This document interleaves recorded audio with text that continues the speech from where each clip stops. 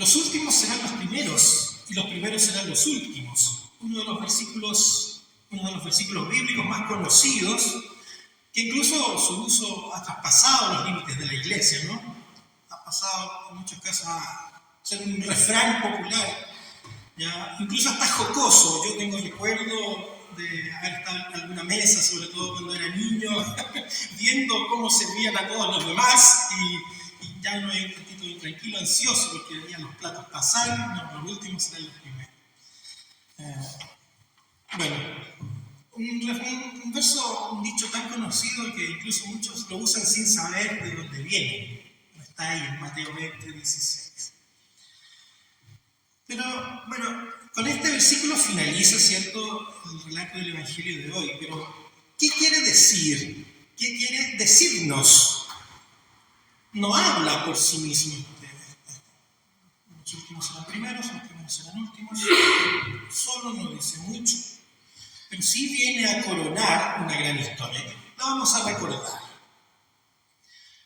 Un hacendado salió muy temprano en la mañana a contratar trabajadores para su viña. Les ofreció 1 denario por el día de trabajo o por la jornada de trabajo. Y estos aceptaron. Sí, perfecto, aceptamos. Y se fueron a trabajar a la viña. El patrón volvió a salir a media mañana, luego al mediodía, posteriormente tipo 3 de la tarde, incluso más tarde, a última hora, aproximadamente 5 o 6 de la tarde, volvió a salir.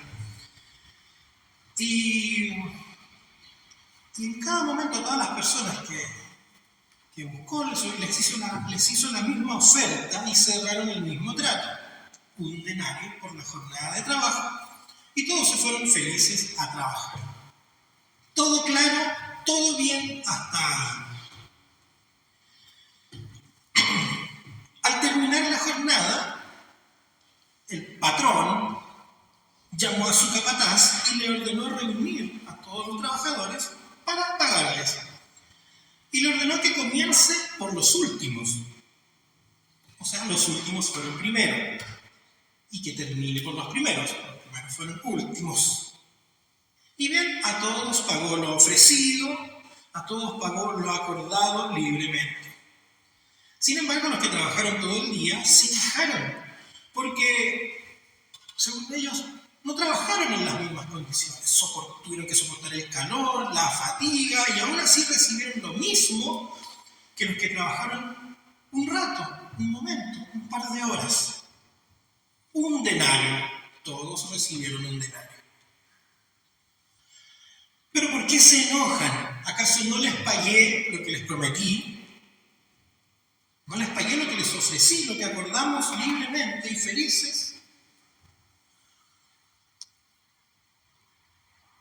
¿Acaso no puedo ofrecer lo que yo quiera a quien sea? ¿No puedo disponer de mis bienes libremente? ¿Acaso les da envidia? Replicó el dueño de la viña. ¿Por qué se quejaron? Merecíamos más. ¡Qué injusticia! ¿Merecían más? ¿Fue realmente injusto el patrón? ¿Qué opinan ustedes?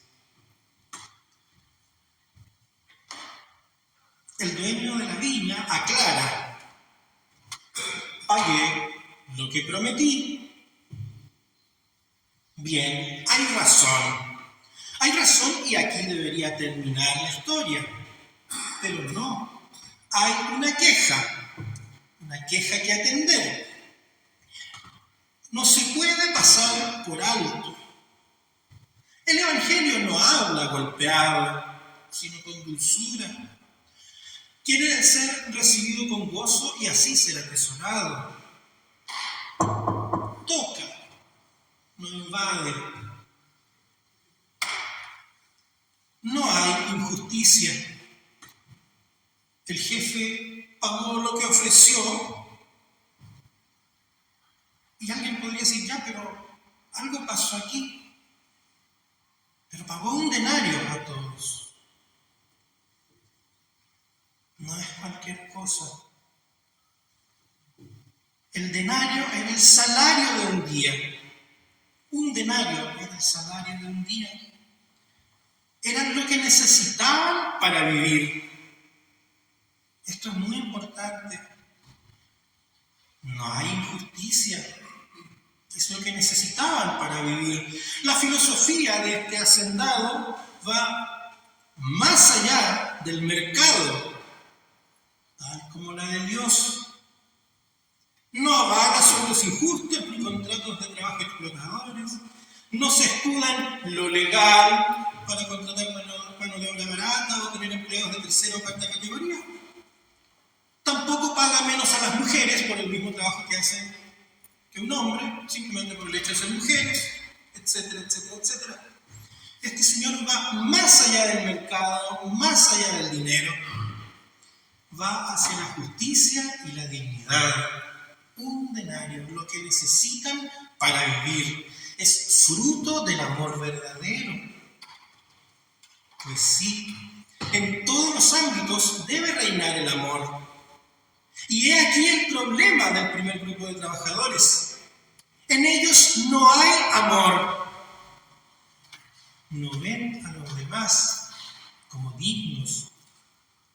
Les han retirado el amor al punto que se atreven a reclamar por su pago, por el pago de los otros.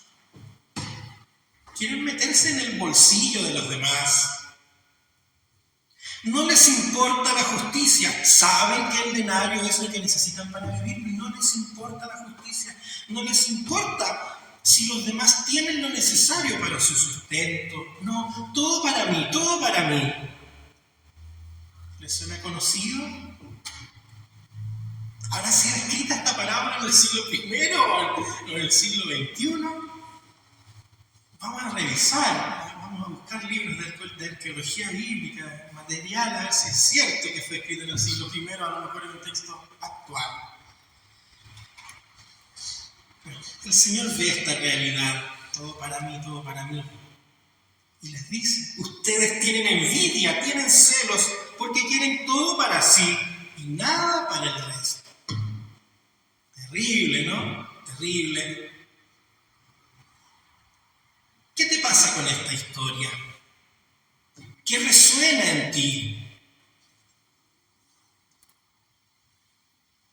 ¿Te identificas con alguno de estos personajes? ¿Hoy o en el pasado?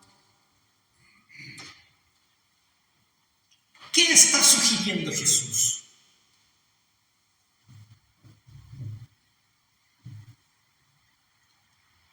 Hermanos y hermanas, el Señor de la Biblia representa a Dios. Y Dios es Dios y no actúa como nosotros lo haríamos. ¿Cómo actuaríamos nosotros? Está dicho, el ser humano quiere todo para sí, incluso el poder de Dios. ¿Cómo? ¿De qué manera? Lo encierra. El ser humano encierra a Dios en sus concepciones. Dios debería hacer esto y no lo otro. Y en sus expectativas, Dios debería hacer esto y no lo otro. El Dios en quien yo creo es esto y lo otro. Eso está bien cuando concuerda con la palabra de Dios, por supuesto. Pero habitualmente hay diferencias. El ser humano quiere un Dios a su medida, según sus propias ideas, según sus propios esquemas y cálculos. Los que trabajaron todo el día cuestionan el modo de operación del Señor. ¡Qué injusto! ¿Acaso no puedo disponer de mis bienes a mi antojo?, replica el Señor. ¿Cuestionas tú a Dios?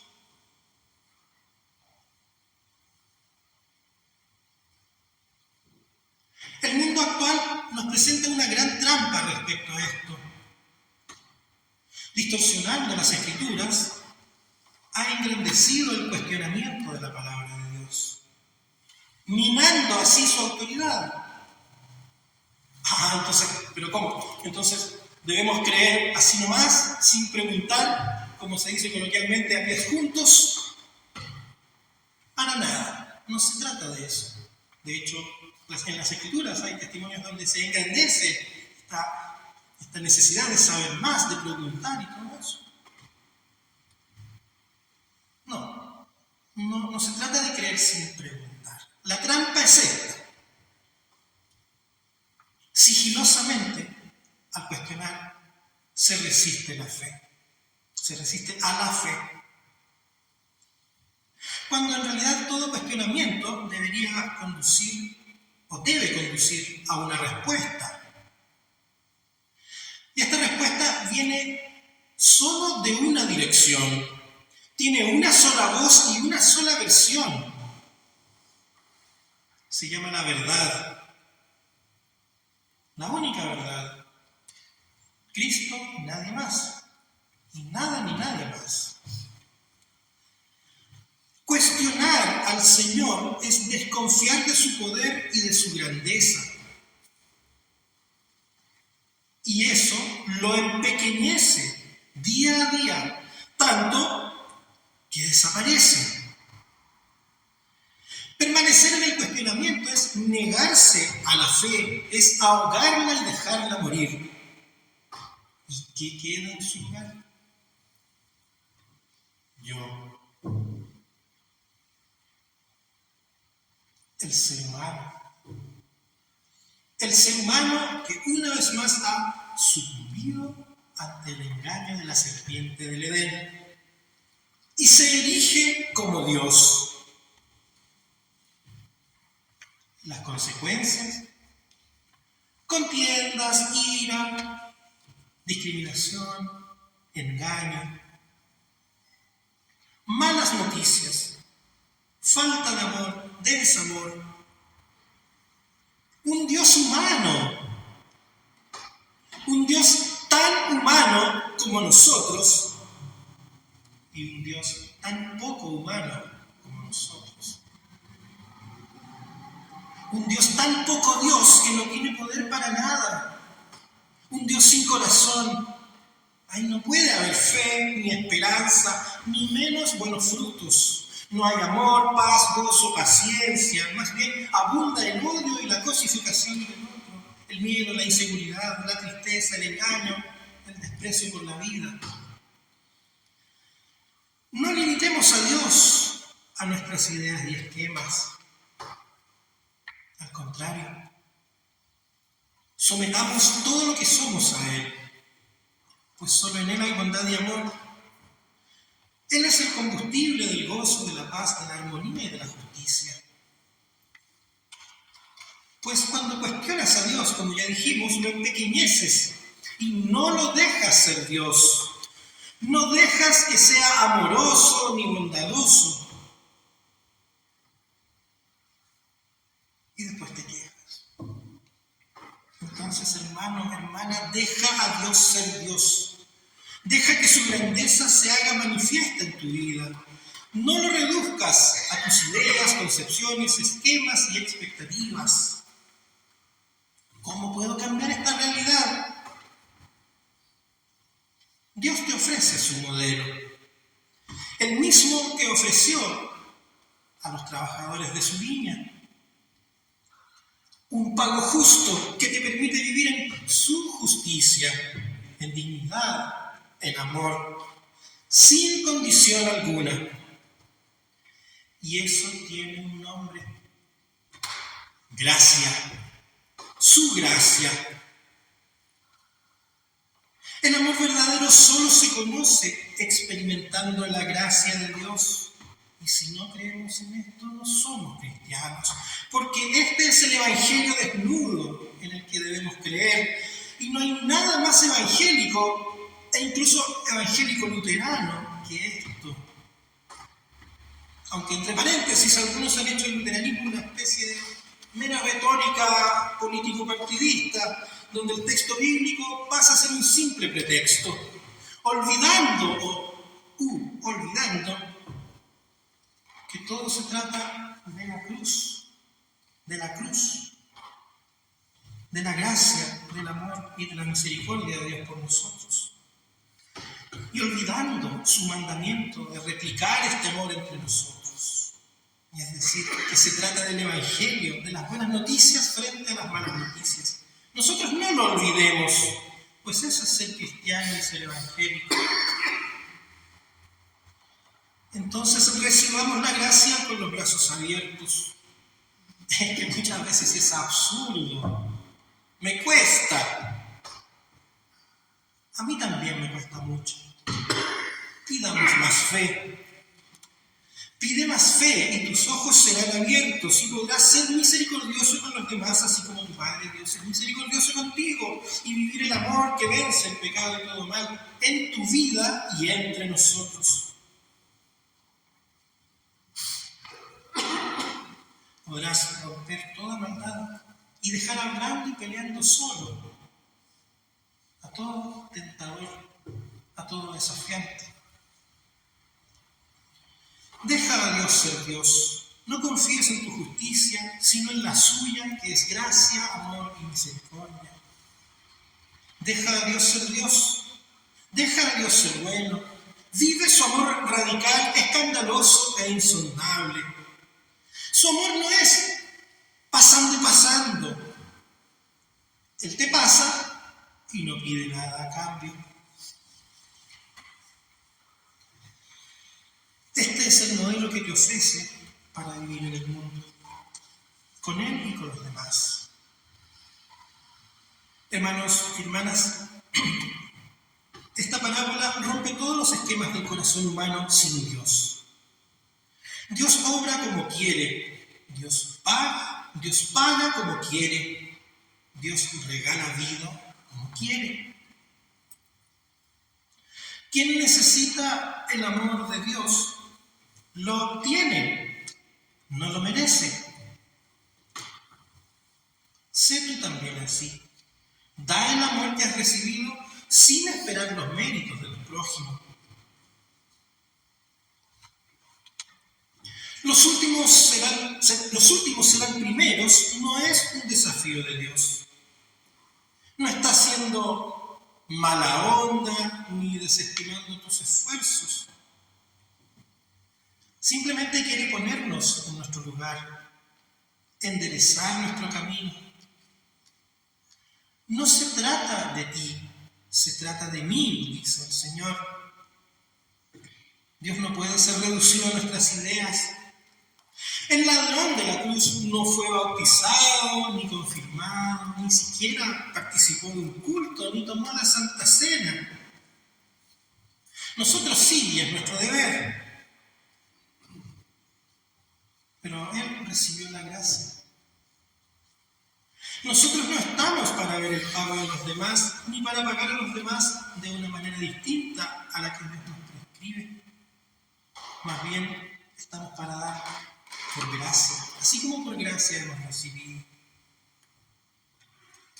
Confiemos en su gracia, aferrémonos a ella, pongamos nuestra vida en sus manos, sin miedo, sino confiados.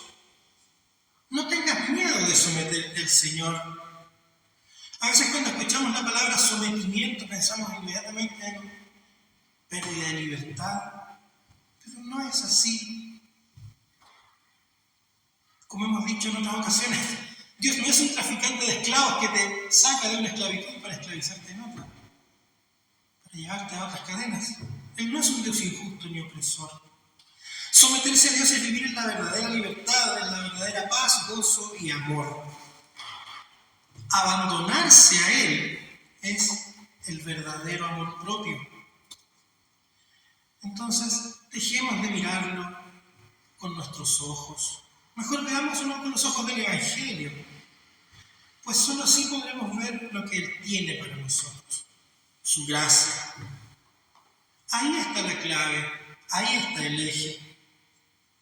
Hermanos y hermanas, esto es lo que nosotros y el mundo necesitamos, lo que Dios nos ofrece. Dios quiere que vivamos en su justicia, que es verdad y gracia. Que es verdad y gracia contra toda apariencia, que es esclavitud. Esclavitud de una falsa reputación, de lo material, de las neurosis del mundo actual. Dios quiere que vivamos en su libertad, que es amor y entrega, que es gozo aún en medio de la adversidad, y desde ahí que nos opongamos a toda injusticia. Creamos en esto, confiemos en esto, pues si el Señor es tu luz, ¿a quién temerás? Si el Señor es tu pastor, nada te faltará. Déjalo iluminarte, déjalo pastorearte. No importa ser primero o último, lo que importa es vivir en la gracia de Dios. En ella todo mal, toda injusticia, toda falta de amor, toda envidia se disuelven. Esto es otra sintonía, la que tú y la que el mundo necesitan. Que el Señor bendiga a nosotros su palabra y la paz de Dios que sobrepasa nuestro entendimiento guarde nuestros corazones y nuestras mentes en Cristo Jesús. Amén. Amén.